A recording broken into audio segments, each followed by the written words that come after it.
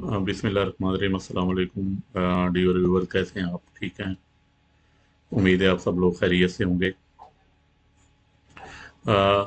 काफ़ी टाइम गुजर गया, ऑलमोस्ट एक वीक से ज़्यादा टाइम, जब मैं अपनी कोई भी वीडियो अपलोड नहीं कर सका। उसकी कोई सर्टन ऑफिशियल थे, क्योंकि हमारे सेमेस्टर के एग्ज़ाम ख़त्म हो रहे थे। सेमेस्टर ख़त्म हुआ, एग्ज़ाम स्टार्ट हुए। I was bit busy in official activities, तो मैं नहीं रिकॉर्ड करवा सका। तो आज हम देखते हैं व्हाट इज़ लर्निंग। बड़ा इम्पोर्टेंट टॉपिक है। तो लर्निंग बुनियादी तौर पे क्या है? लर्निंग तो उस वक्त से स्टार्ट हो जाती है जब बच्चा जो है वो जन्म लेता है, जब उसकी बर्थ होती है। इवन अब तो साइंस ये भी कहती है कि in the warm of mother, बच्चे माँ के पेट में भी बच्चा जो है वह सीखता है। और इसका हमें थोड़ा सा ये भी आइडिया यहाँ से भी मिलता है कि आप देखें कि हमारे सिस्टम के अंदर कुरान पाक हमें ये कहता है कि जब बच्चा माँ के पेट में होता है तो माँ को चाहिए कि वो तिलावत कुरान पाक सुने या ज़्यादा से ज़्यादा कुरान पाक की तिलावत करे। तो उससे जो बच्चे की शख्सियत पे उसके बहुत ज़्यादा असरात पड़ते हैं। तो इसका मतलब ये हुआ कि बच्चे की लर्निंग तो वहाँ से स्टार्ट हो जाती है। अब इस लर्निंग के लिए, इस सारे सिस्टम के लिए हमें क्या करना पड़ता है? कि हम कहते हैं कि हमारी लर्निंग अच्छी नहीं हुई, हम कहते हैं कि हमारी लर्निंग बच्चे की जो ठीक नहीं हुई। तो इसके लिए हमें बच्चे को इन्वायरमेंट देना पड़ता है। और एक और चीज़ जो बड़ी इम्पोर्टेंट है वो ये है कि बच्चा जो है वो उसकी मैचुरेशन और लर्निंग में डिफरेंस होता है। मैचुरेशन तो एज के साथ साथ होती है, लर्निंग किसी भी वक्त हो सकती है। इसकी स्पीड भी डिफर करती है। मैचुरेशन की स्पीड एक होती है, जबकि लर्निंग की स्पीड स्लो भी हो सकती है, तेज़ भी हो सकती है। तो इसके लिए इम्पोर्टेंट जो दो चीज़ें हैं वो ये हैं कि बच्चे को इन्वायरमेंट कैसा प्रोवाइड किया गया है। नंबर टू, लर्निंग के लिए बच्चे को कैसा एनवायरनमेंट हमने दिया है। नंबर टू, बच्चे की जो जबिल्लत है, क्या वो सीखना चाहता है, उसके इंटरनल सिचुएशन कैसी है, कि वो इनर से राजी है इस बात पे कि वो कुछ सीखे। तो जब ये चीज़ें आती हैं तो उस वक्त हमारी लर्निंग होती है। लर्निंग की डेफिनेशन बड़ी सिंपल सी है। वो ये है कि परमानेंट चेंज इन बिहेवियर। जब किसी भी बच्चे के बिहेवियर में एक परमानेंट चेंज आती है तो उसे हम लर्निंग का नाम देते हैं। तो यहाँ पे जो बड़ी इम्पोर्टेंट चीज़ है कि हमारे लर्निंग के स्टाइल कौन से हैं। डिफरेंट साइकोलॉजिस्ट ने 7 स्टाइल हमें लर्निंग के बताए हैं। उनमें विजुअल है, ऑरल है, वर्बल है, फिजिकल है, लॉजिकल है, सोशल है और सॉलिटरी है। विजुअल क्या है? यानी हम क्या देखते हैं, पिक्चर्स में क्या देखते हैं, इमेजेस में क्या देखते हैं। फॉर एग्जांपल के हम सड़क सड़क पे चलते हैं तो सड़क पे साइन बोर्ड बने होते हैं, तो हम उन साइन बोर्ड से क्या मतलब लेते हैं। ये हमारी विजुअल जो है वो होती है। उसके बाद ऑरल होती है। ऑरल मीन्स के हम फॉर एग्जांपल हम म्यूजिक सुन रहे हैं, तो उस म्यूजिक के अंदर कौन सी साउंड जो है, उस साउंड को कैसे हम उससे साउंड से क्या हम लर्न कर रहे हैं। तो उसके बाद वर्बल है कि हमारी राइटिंग और हमारी स्पीकिंग में क्या चीज़ें हम सीख रहे हैं। फिर फिजिकल है कि हम अपनी एक्टिविटीज़ जो है उसके मुताबिक इनको। फिर लॉजिकल है, यानी आप रीजनिंग और वो कैसे करते हैं लॉजिकल में। फिर हम देखते हैं सोशल है कि हमारे ग्रुप्स के अंदर कैसे ताल्लुकात हैं, हम पर्सनली चीज़ों को कैसे देखते हैं। तो ये सारे लर्निंग के स्टाइल्स हैं। जब भी एक बच्चा सोसाइटी में निकलता है तो इन स्टाइल में तकरीबन ऑलमोस्ट सब स्टाइल को वो फॉलो करता है। उसके बाद है कि कंडीशंस ऑफ लर्निंग, हमारी लर्निंग की कंडीशंस कैसे होती हैं। तो उनमें सबसे पहले तो लॉज ऑफ लर्निंग है। लॉज ऑफ लर्निंग ये थॉर्नडाइक ने दिए थे। Readiness, exercise and effect. दूसरा है अटेंशन। तीसरा है इंटरेस्ट। चौथा है मोटिवेशन। पांचवा है मीनिंगफुलनेस। और छठा attitude. Laws of learning, readiness, exercise and effect के सबसे पहले तो हमें रेडी होना है। इसके बारे में मैं एक छोटी सी एग्जांपल जो है वो अपने स्टूडेंट्स को देता हूँ और आप लोग भी सुने। कि एक बच्चा है, वो बचपन में जब होता है उसे साइकिल चलाने का बड़ा शौक होता है, या वो कोई भी चीज मोटर बाइक चलाने का उसे बड़ा शौक होता है। तो सबसे पहले तो मेंटली तौर पे तैयार होता है कि I have to learn the driving of bicycle और मोटरसाइकिल। तो जब वो रेडी होता है सीखने के लिए, तो फिर उसको वो एक्सरसाइज करता है जाके फील्ड में, यानी वो साइकिल चलाता है, कभी गिरता है, कभी उठता है, फिर साइकिल चलाना शुरू कर देता है। तो फिर ये जो एक्सरसाइज वो करता रहता है, इसको उसके ऊपर ये इफेक्ट होता है कि एक दिन वो एक अच्छा एक्सपर्ट साइकिल ड्राइवर बन जाता है।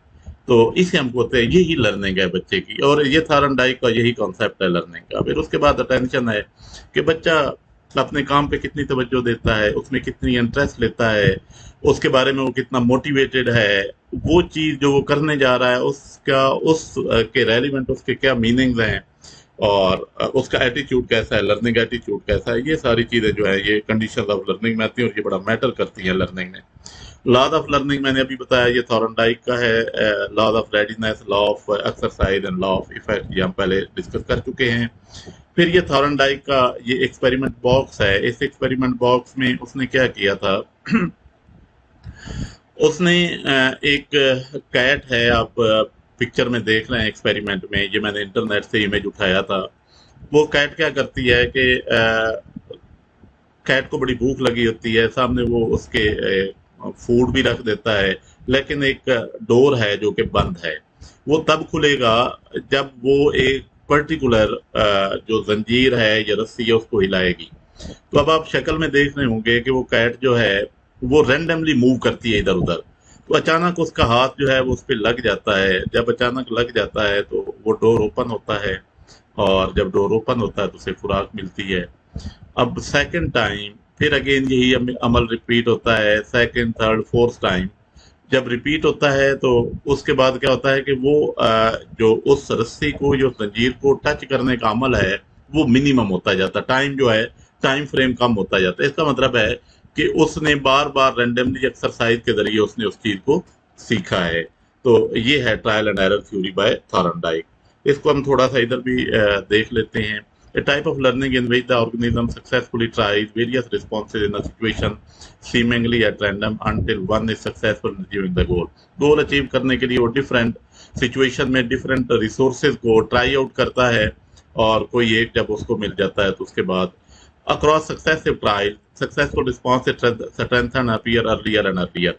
यानी जैसे वो सक्सेसिव ट्रायल करता रहता है, पहली दफा थोड़ा ज्यादा टाइम लगा, दूसरी बार थोड़ा टाइम लगा, तो फिर वो टाइम पीरियड जो है वो शॉर्ट होता जाता है, और एक ऐसा वक्त होता है कि जब उसके सामने खुराक रखी जाती है तो एग्जैक्टली उसी चीज को टच करता है जिससे वो डोर जो है वो ओपन होता है।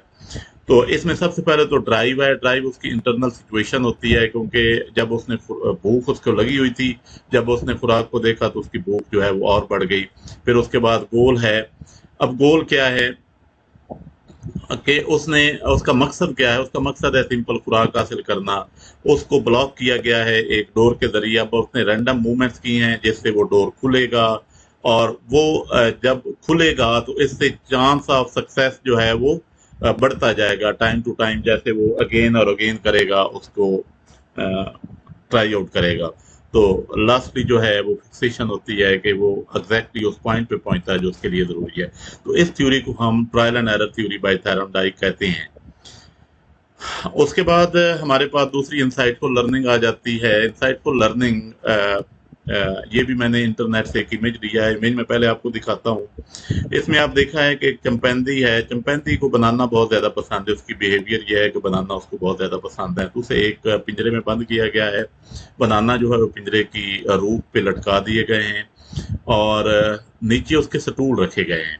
और वो स्टूल जो हैं, जब तक वो एक दूसरे के ऊपर नहीं जोड़ेगा तो वो बनाना अचीव या बनाना तक वो नहीं पहुंच सकता। तो पहले देखें, उसने पहली पिक में उसने एक ट्राई की है, दूसरी पिक में वो ऊपर जोड़ रहा है, और तीसरी पिक में वो सक्सेसफुल हो गया वहां तक पहुंचने के लिए। इसका मतलब है कि इंसान सिमिलरली, इंसान जो है वो अपने इनसाइट से सीखता है, अंदर से सीखता है कि वो कैसे मैंने चीजों को अचीव करना है। ये भी नेट से लिया गया इमेज है, इसको पढ़ लीजिएगा। इसके आगे जो है वो मैं बताता हूँ इसको। बेसिकली इंसाइटफुल लर्निंग, इसको हम गेस्टाल्ट थ्योरी का नाम भी देते हैं। इसमें काफी सारे जर्मन साइकोलॉजिस्ट इन्वॉल्व थे। गेस्टाल्ट जर्मन जबान का वर्ड है जिसका मतलब है ग्रुप, और इसके जो लीडर थे वो कोलर थे, तो इसे कोलर थ्योरी भी कहते हैं, या गेस्टाल्ट थ्योरी भी इसका नाम दिया जाता है। Insight in the learning theory, immediate and clear learning are understanding that take place without over trial and error testing. Insight occur in human, वो कहता है कि ओवर ट्रायल एंड एरर से नहीं, इंसाइट बुनियादी तौर पे इंसान की जो व्हेन पीपल रिकॉग्नाइज रिलेशनशिप, जब वो चीज़ों के दरमियान एसोसिएशन डेवलप करता है एक इंसाइट से, तो उसके बाद उसकी लर्निंग होती है। जैसे वो कहता है कि जैसे आपने पिछली स्नैप में या पिक्चर में देखा या इमेज में देखा कि उसने रिलेशनशिप डेवलप किया चीज़ों के अंदर, कि मैंने अगर बनाना तक पहुंचना है। इसके साथ दूसरी भी एक पिक्चर है, उसमें क्या है कि बनाना को बाहर रखा जाता है और एक तो स्टेक के 2-3 टुकड़े रखे जाते हैं। अब वो स्टेक को उठाता है, एक स्टेक से तो वहां पहुंच नहीं सकता, फिर वो स्टेक को आपस में जोड़ता है पेज के जरिए। जोड़ने के बाद वो जो है वो एक्सक्यूज मी, जोड़ने के बाद वो है वहां पे पहुंचता है और बनाना को वहां से उठाता है। तो इसका मतलब ये है कि इंसान जो है वो अपने इनर से सीखता है, इनर उसको बताता है कि आपने, और ये अगेन ट्राई एंड ट्राई से आता है, यानी जितनी ज्यादा आप ट्राई करेंगे, आप अपने इनर को यूज करेंगे, तो चीजें जो है उतनी ज्यादा आप लर्न करेंगे।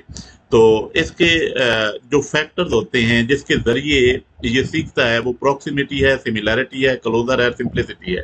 यानी ये चारों चीजें देखें तो बुनियादी तौर पे वो कहता है कि डिफरेंट एस्पेक्ट्स होते हैं, उनमें सिमिलैरिटी भी होती है, वो एटम एक दूसरे से मिलते जुलते भी होते हैं, और उनके अंदर सिमेट्री भी होती है। तो जब हम तमाम चीजों को मिलाते हैं तो वो एक होल बन जाता है। तो इसका मतलब ये हुआ कि apart from little bit groups, एक बहुत बड़ी चीज जो है वो डेवलप होती है।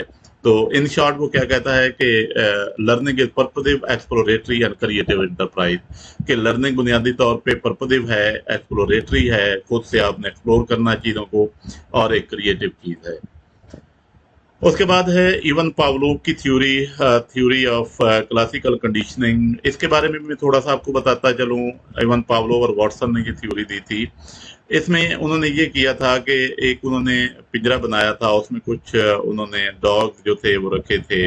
एक डॉग रखा था उसमें में, और उसमें होता ये था कि इंसान सामने नहीं आता था। एक ऐसा मैकेनिज्म डेवलप किया गया था कि जिस मैकेनिज्म के जरिए वो जो है उसको खुराक पहुंचाई जाती थी। अब वो डॉग को जब खुराक दी जाती थी, at the same time light on की जाती थी और बेल भी बजाई जाती थी, तो वो खुराक उसको मिल जाती थी।